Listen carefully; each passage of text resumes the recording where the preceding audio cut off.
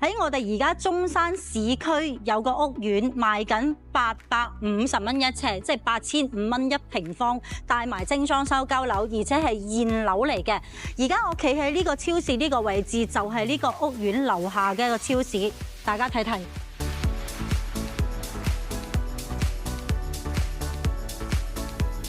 我今日呢個現樓個屋苑係市區盤嚟㗎，係永怡聚豪苑。咁呢一個樓盤隔離，我哋睇一睇華虹景悅軒最高峰嘅時候，深中通道吹出嚟嘅時候，差唔多見好嘅時候，佢賣緊嘅係3萬幾蚊一平方，比馬鞍島嘅價錢仲要貴。就係我身後呢個華虹景悅軒，就係我今日要介紹呢個聚豪苑隔離嘅樓盤。而且我今日介紹呢個樓盤對面嘅遠洋上東新天地，最高峰都係賣到2萬幾蚊一平方，而家我哋呢個現樓最低價只需要8500蚊，帶埋精裝修就可以上車啦。我而家企呢個位置咧就係屋苑嘅一個園林嚟㗎，而家整個3期咧係一共有10棟，1到10棟，7、8、9、10已經賣晒㗎啦。而家在售咧就係1到6棟嘅，咁我身後咧就係1棟、2棟，呢邊咧就係3棟同埋4棟，1、2、3、4咧都係有裝修交樓嘅。然之後5棟、6棟咧就係毛坯房，即係清水樓喺呢度。咁我哋而家就上去睇下戶型呢邊，就係呢個就係2棟。咁入到嚟呢度嘅話咧，就係樓下個大堂。OK， 咁呢個咧就係人面識別嚟嘅，人面識別。電梯咧，我哋就有兩個電梯。係啦，咁我哋而家咧就上去25樓睇下示範單位。我哋未好講呢個係幾多尺嘅一個戶型先，我哋先睇佢個景色同東區咧係黐埋一齊。其實佢就係東區同埋火炬嘅一個交界交匯處嘅地方嘅一個位置嘅。咁所以佢可以享受個配套咧，其實就享受翻東區同埋石岐嘅配套嘅啫。因為佢一出門口其實就係博愛路啊，嚟過中山嘅朋友仔亦都知道博愛路可以貫穿咩啊？火炬、東區、石岐。沙溪啊，好啦 ，OK 嗱，咁而家咧呢個戶型咧就係1259尺嘅，即係等於117平方啊。坐喺呢個廳嘅位置，坐喺呢度睇電視，其實個景係一望無際嘅，可以睇下。其實差少少水嘅啫，如果有埋水就真係海景房嚟噶啦，真係完全冇嘢擋住嘅。咁呢度3個房間咧，佢有一個主人房咧，佢係套間嚟嘅。呢個主人房啊，真係靚到啊！我而家企喺呢個位置咧，係全贈送噶，全贈送嘅落地玻璃，係咪其實係好多女士係中意嘅？因為以前咧，我有時帶客嘅時候咧，會有啲太太咧，佢會中意話，深圳啲樓啊，好多都係落地玻璃嘅，點解中山唔係嘅？我好難解釋俾你聽嘅喎，因為呢個係發展商嘅一個建築一個設計。但係而家呢個屋苑，佢主人房就係一個落地嘅玻璃窗啦，嚇幾靚呢個景色，哇！睇見都流晒口水，完全冇遮擋。你哋知唔知而家我哋眼望落去嘅呢個別墅區最平嗰一間幾錢啊？1200萬。而家我企喺呢一個戶型就好闊咯。呢一個戶型咧就比啱先嗰個咧就個露台咧就大1倍都唔止嘅。而且呢個位置即係我而家企喺呢度咧係贈送1半嘅面積嘅。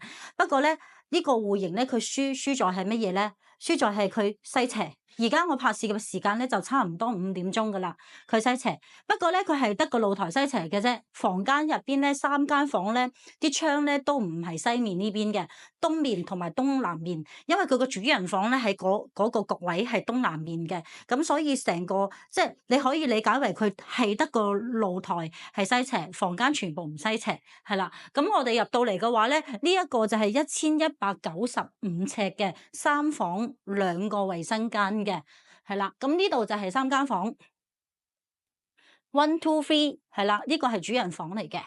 咁過到嚟呢度咧，呢個廚房咧我就覺得細咗啲啦。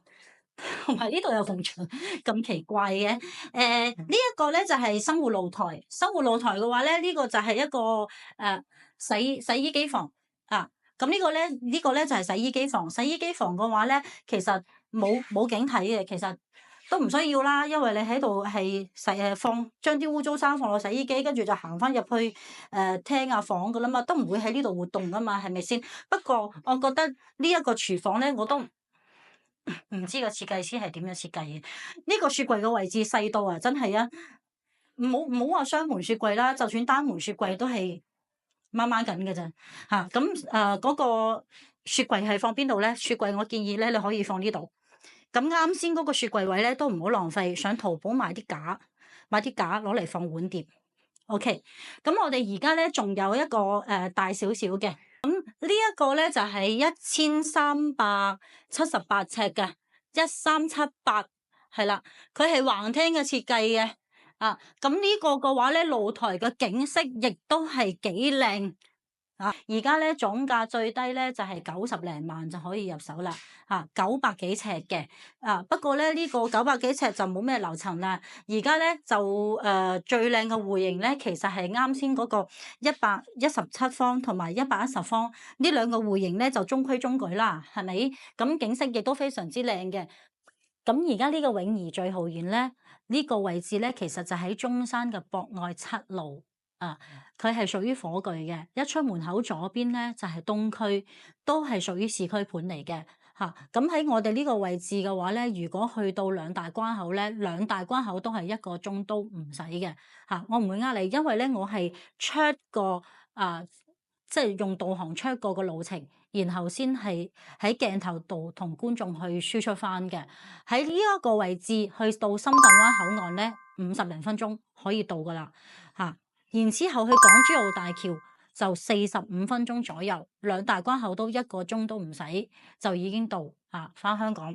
咁另外咧，呢一個屋苑咧，佢自身有咩配套咧？佢自身有個配套就係有一個會所，係啦，會所入邊咧有個恆溫泳池，亦都有室外嘅游泳池嘅。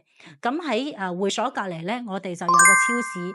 係我開頭嘅時候咧，我有帶大家係喺個超市嗰度咧係睇一睇嘅，有睇過開頭開片嗰時係啦。咁另外咧，我哋喺呢個屋苑咧仲有個酒樓，呢個酒樓朝早咧係有一個可以落去飲茶嘅。咁仲有咩咧？行出去咧，我哋會有一個800米嘅步行街，步行街嗰度咧係會有個華潤萬家超市，有新鮮超市亦都有一啲餐飲嘅，係啦。咁另外我哋如果唔喺屋苑呢度去活動啦，咁其實佢市區盤噶嘛，你而家睇到呢個環境嘅話，其實你會唔會覺得有少少我講有少少同三鄉嘅駿景峰嗰啲環境係差唔多，但係個位置真係唔同咯。呢個係市區盤 ，OK。咁另外嘅話咧，佢而家在售嘅尺數係有啲咩尺數咧？有947尺、1195尺、1259尺同埋1378尺嘅都係3房2衛。其實講完佢啲好處噶啦，但係其實我都想講下呢個屋苑嘅一啲缺點嘅，但係其實我諗咗好耐都講唔出，因為佢送個位置好多啦。咁另外佢有一個戶型係西北向啦。西北向啦，咁但係呢個都唔係話整個屋苑嘅缺點啦，只不過係有一個戶型係西北嘅朝向嘅啫嘛，係咪？咁另外佢個露台呢兩邊就係封實㗎啦，就唔係話好透風，就一面嘅採光啦。咁其實你問我你成日講佢呢個屋苑嘅好，呢個屋苑嘅好，但係我真係諗唔到佢有啲咩缺點可以輸出翻俾觀眾你哋知道，因為其實而家市區講緊係佢隔離嘅樓盤最貴，即係深中通道吹出嚟嘅時候賣緊最貴係華虹景悅軒3萬幾蚊，33000蚊一平方。而家呢個仲要係現樓賣緊嘅係8500蚊左右一平方可以上車嘅。我除咗我覺得佢抵，同埋佢個景真係好靚好舒服同埋好近關口諗唔到有咩缺點可以話俾你聽。如果觀眾你覺得呢個屋苑係有缺點嘅，你可以喺評論區度話俾我聽，係啦。咁今期咧就同大家分享到呢度啦，下期再見，拜拜。